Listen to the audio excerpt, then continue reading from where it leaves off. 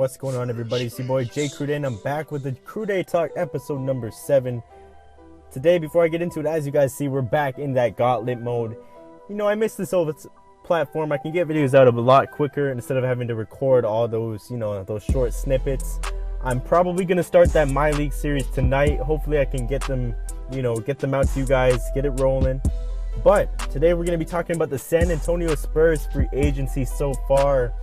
And to start things off, Boris Diaw recently left the team or got traded to the Utah Jazz. Basically, this was to clear some cap space for them to pick up Pau Gasol. But, whatever. It's a good job, Boris Diaw. Very versatile big man. He's 34 years of age. He can stretch the floor. He can actually dribble for a big man, which is a lot of a great commodity, if you will, in the league right now. If you have a big man that can dribble and shoot threes, you want to go out and get him for as cheap as you can get. I believe his contract's only about $7 million a year. So, great pickup for the Jazz. It's really going to be a good addition with his veteranness from, the Spurs, that Greg Popovich system. It's going to be great for the young guys to learn from him in the locker room, and great for them offensively too.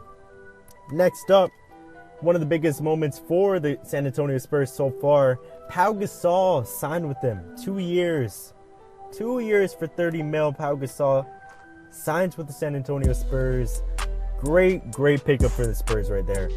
Since Tim Duncan is probably going to be retiring after this season or during this free agency period, it's a great pickup for them to get because they really needed a center. Even if he didn't leave, they would still need a pretty good center because, Tim Duncan's 40 years old. He's going to start declining. I know he doesn't play rough and he doesn't, get attacked in the paint as much as the other players do. But they really needed a center just for backup, just for future cases. As you guys know, Pau Gasol, he's pretty old. Out with the old, in with the old. They lost Boris, they got Pau.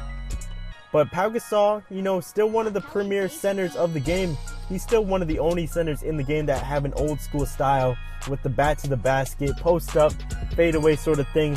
He does have a mid-range game and a three-point shot. So, you can't go wrong there at all offensively.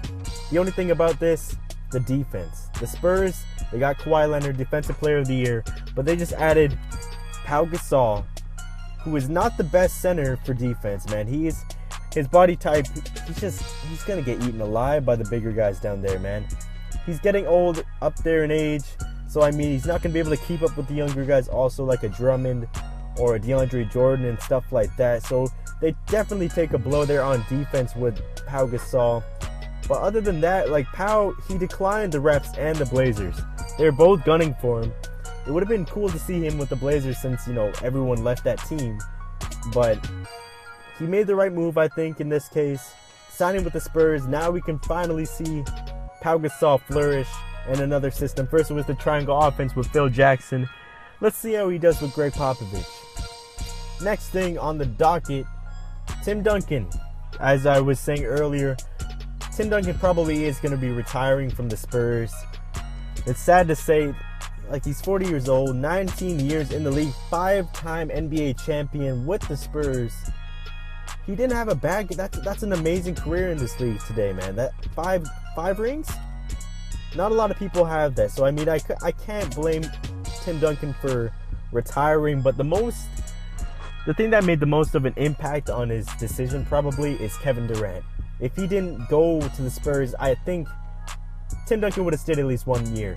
And for sure, if KD did join the San Antonio Spurs in free agency, for sure he would have came back, get that 6th ring, and then I'm out. That would have been the plan for Tim Duncan. But I guess he saw the super team get formed and he said, I'm out. I'm done. I can't deal with this. The Spurs lineup right now, it's looking okay. It's still in contention for the championship, even though we all know Golden State's at number 1. Then the Cavs, then the Spurs. I think they still have great contention. Lineups looking like Tony Parker. Then Manu Ginobili actually just said that he's going to be coming back for 1 more year. It's going to be either Ginobili or Danny Green at the 2. Kawhi Leonard, Defensive Player of the Year, great star of their team. Then it's going to be LaMarcus Aldridge and then Pau Gasol. That's still a deadly lineup if you look at it. And with Popovich behind with the coach, nothing could go wrong for them right now. The only thing that can go wrong is getting in the way of the Warriors, who I think is probably going to win the championship. But it's a little early to tell. Hope you guys did enjoy this. This was just a quick update video on the Spurs. Trying to get, some random videos out on different teams that haven't really been talked about much this year. So hope you guys did enjoy. Leave a like, comment below on what you think on the additions for the Spurs. Hopefully we can get to 5 likes on this one. Appreciate the support from everyone. Subscribe. I will see you guys in the next one.